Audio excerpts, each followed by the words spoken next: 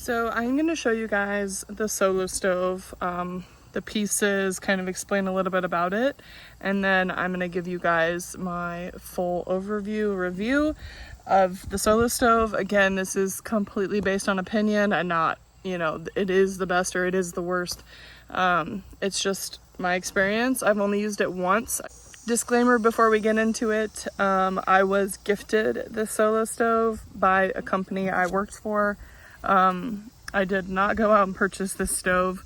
It is very pricey, and so that's another thing is I can tell you whether or not it's worth the money. Again, I didn't spend the money on it, but I can elaborate more on that later.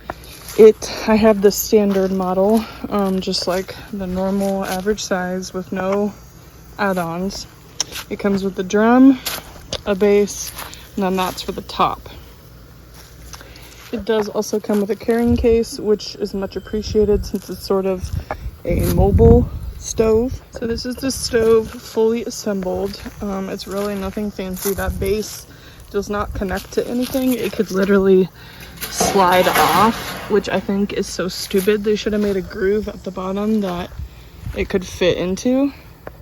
So everyone wants to know, is it truly smokeless? Yes, in a way.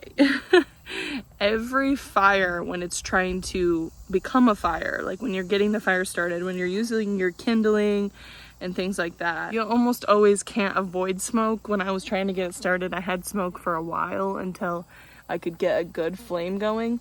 Once the flame is going though, you do notice that it is less smoke. I just gotta say, $300 for a fire pit, that's pretty high. And I'm gonna tell you why I don't think $300 is worth it. So it acts the same as any other fire pit. The only difference is the smokelessness. The other thing I have with this is, if you wanna buy the cooking attachments to it, which is what I would actually find useful out of this, it's another several $100s to buy the tops to put on there to cook with it. And I just think that's outrageously priced. I mean, don't get me wrong, you could make a top or buy a cheap top and throw it on there. But if you're gonna spend the $300 on the barrel, like you might as well spend the money on the attachments. And I just think that a $50 or $100 fire pit from Walmart for a travel fire pit does essentially the same thing. The other thing I don't like about it, like as in a traveling fire pit, like a movable one that you take with you, is that it's actually pretty difficult to get the ash out of the bottom. So I shook it out, and that grate is not removable, or at least I don't think it is. I don't know how to remove it if it is. And so what I really had to do was roll it on the ground on its side so the ash could fall out of these holes down here. Which again is fine, it's not a big deal, but I've had traveling fire pits that were literally just like a bowl and they worked just fine, and then at the end of the camping trip I just dumped the ash out and like it was good to go. But I can't get all of the ash out of that. I mean, it's just gonna have ash in it, and it's gonna have to ride around in my car, and it's probably gonna get its carrying case very dirty. Now granted, that may not be that important to some of you, like about the ash. Like, you don't mind having a little bit dirty, or you might put it in your truck bed and it won't be a problem. You'll store it in your garage.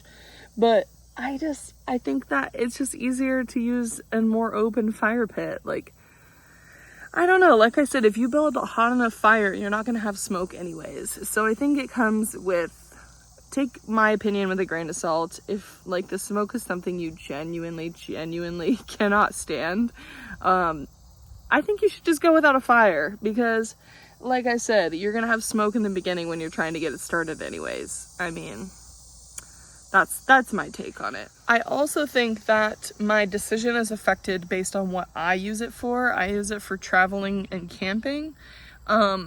I do think this would be a really nice addition for someone who has a patio, like in a city. I think this would be the nicer fire pit if you lived in that sort of environment. I live in a rural community. Like, we can have, open fires if we want to.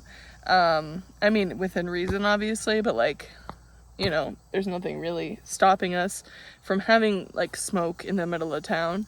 And So I could see it being worth it for someone who lives in a more like a city type community, has a patio with like a fire pit. This is probably a decent choice for you. As opposed to a $50 Walmart, fire pit. Would I spend $300 on this glorified washing machine drum? No. One other place I think this drum would be acceptable is like if you owned a restaurant and you had a patio area. I think it would be great for that. But advertising it, I don't know how. They might advertise it to more than one way, but to me it came off as like, here is this cool traveling fire pit, smokeless, but it's like, it's not that good of a traveling fire pit. I'm not gonna lie to you. It's big, it's bulky, it's hard to get the ash out. Like that good old fashioned boy right there, honestly, would have come in more handy to me than this.